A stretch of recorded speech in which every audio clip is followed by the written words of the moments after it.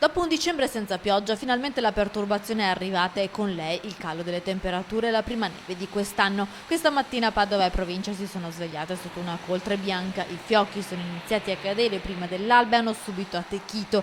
I mezzi per la pulizia delle strade, convenzionati con la provincia, erano al lavoro già alle 4 di mattina. Decine di interventi soprattutto nella zona dei Colli Euganei dove ci sono stati maggiori disagi. Lamentele nella frazione di Turri di Montegrotto dove i cittadini hanno atteso a lungo prima di vedere in azione i mezzi spargisale. Secondo il vicepresidente della provincia di Padova Fabio Bui, il piano antighiaccio ha funzionato egregiamente, tanto che alle 11 questa mattina oltre 1000 km di strada provinciale erano stati ripuliti grazie ai mezzi dotati di lame, ha detto Bui.